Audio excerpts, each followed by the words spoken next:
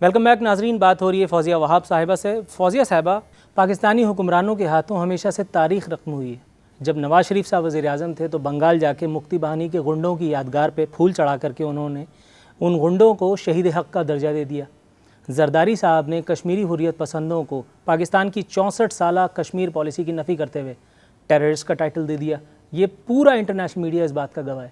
President صاحب یہ سمجھتے ہیں کہ ہماری جو بین الاقوامی تعلقات ہیں وہ بہت زیادہ سیکیورٹی اور ملٹری اسپیسیفک رہے ہیں، اور وہ یہ کہتے ہیں کہ ہمیں اس سے نکلنا پڑے گا اور ہمیں پریفرنس جو ہے تجارت کو دینا پڑے گا، اور وہ یہ چاہتے ہیں کہ علاقے میں تجارتی فروغ کا عمل شروع ہونا چاہیے. اس وجہ سے وہ ہندوستان کی طرف انہوں نے دوستی کا ہاتھ بڑھایا. اب وہ بعد میں جو کچھ ہوا وہ آپ کے سامنے ہے. چائنا جو ہے اس کی گروتھ ریٹ 12% ہے اور انڈیا کی گروتھ ریٹ ہے 9%، اور پاکستان کی گروتھ ریٹ 2% کیوں ہو؟ وہ کہتے ہیں کہ پاکستان کیوں پیچھے رہے، پاکستان جو بیک یارڈ کیوں بنا رہے. پاکستان کو اس اپرچونٹی سے فائدہ اٹھانا چاہیے اور دونوں ممالک سے تجارتی تعلقات کو فروغ دینا چاہیے. اور ٹھیک ہے، اب وہ ممبئی کا کہنا پڑے. I don't know about this statement. میں اس پہ کچھ نہیں کہہ سکتی. ستمبر اکتوبر یہ آپ کہہ رہے ہیں، مجھے یاد نہیں ہے. پاکستان تقریباً ہر سال کسی نہ کسی قدرتی آفت کا شکار ہو رہا ہے. کبھی فلڈ آ جاتا ہے، کبھی کوئی اور معاملہ ہے، کبھی زلزلہ ہے، کبھی کچھ اور ہے. اور اب یہ ایسا محسوس ہونے لگا ہے کہ جیسے ہم اور ہمارا حکمراں طبقہ کسی نہ کسی آفت کے منتظر رہتے ہیں. سارا سال اپنی ایکٹیویٹیز کے بعد ہم صرف ایک کام کرتے ہیں، اور وہ یہ کہ امداد کے نام پہ جو کشکول ہمیں اقوام عالم کے سامنے پیش کرنا ہے اس کو ہم کلئی کرا کر کے رکھ لیتے ہیں، اور ہر سال جب کوئی آفت آتی ہے تو ہم دنیا کے سامنے بھیک مانگنے کے لیے کھڑے ہو جاتے ہیں. ہمارے اپنے ریسورسز کیا اتنے نہیں ہیں؟ یہ جو وزراء کی فوج ظفر موج ہم نے رکھے ہیں، یہ اتنا شاہ خرچیاں جو ہو رہی ہیں، کیا اس پہ کنٹرول کر کے ہم نہیں کام کر سکتے؟ نہیں، یہ ہر وقت میں سنتی رہتی ہوں. یہ اس طرح نہیں کام چلے گا کہ جی شاہ خرچیاں ہیں. بات یہ کرو کہ آمدنی کتنی ہے ملک کی، اور اسی آمدنی کا ایک بڑا حصہ آپ لوگوں کی حفاظت پہ، آپ لوگوں کی موومنٹ پہ، آپ کی پارلیمنٹ پہ، ان ریپرزنٹیٹیوز پہ خرچ ہوتا ہے. نہیں، آپ غلط کہہ رہے ہیں. آپ غلط کہہ رہے ہیں. پوری حکومت پر خرچہ جو ہے، پوری حکومت جس میں جوڈیشری شامل ہے، جس میں کیا کہتے ہیں ایڈمنسٹریشن پورا شامل ہے، جس میں پریزیڈنٹ ہاؤس بھی شامل ہے، جس میں پرائم منسٹر ہاؤس بھی شامل ہے، آپ کا پارلیمنٹ بھی پورا شامل ہے، ٹوٹل کاسٹ ہے 170 ارب روپے. That's it. جبکہ ملک کی جو خرچہ ہے وہ تقریباً 4 کھرب کا ہے، 3900 بلین روپیز. اس لیے ہم امداد مانگتے رہیں گے. نہیں، امداد اس لیے مانگتے ہیں، آمدنی نہیں. آمدنی تو ہماری 2600 ارب ہے.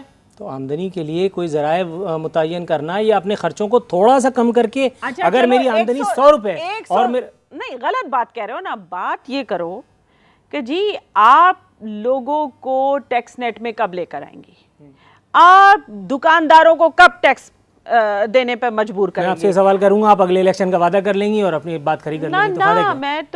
میں آپ سے بتا رہی ہوں، دیکھیے آمدنی ہے نہیں یہاں پر. اس وقت ملک میں کل 1.5 ملین یعنی 15 سے 16 لاکھ لوگ جو ہیں وہ انکم ٹیکس دیتے ہیں. آپ مجھے بتائیے کیا 1.5 ملین 15 لاکھ لوگوں کی آمدنی پہ کوئی ملک چل سکتا ہے؟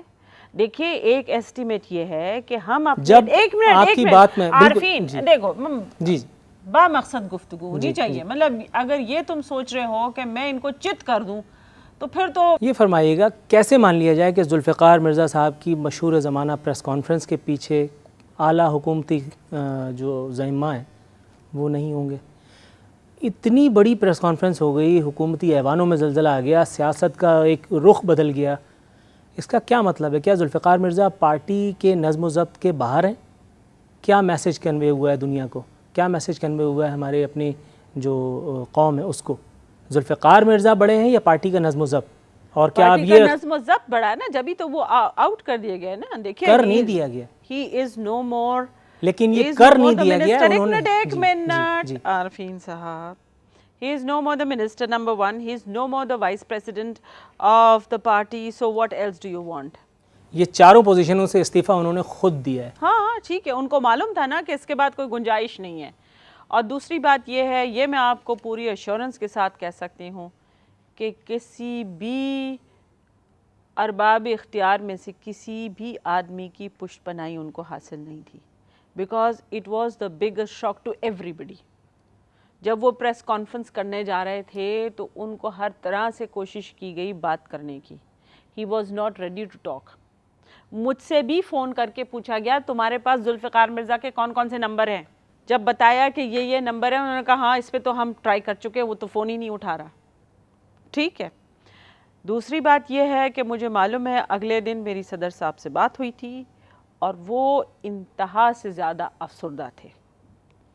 اس بات پہ افسردہ تھے کہ ان کا جو قریب ترین دوست تھا, جو ان کا اعتماد کا آدمی تھا, وہ اس نے ان کے ڈسپلن کو نہیں مانا. گفتگو کا سلسلہ جاری رہے گا لیکن لینا پڑے گا ایک بریک. ناظرین, بریک کے بعد دوبارہ ملتے ہیں.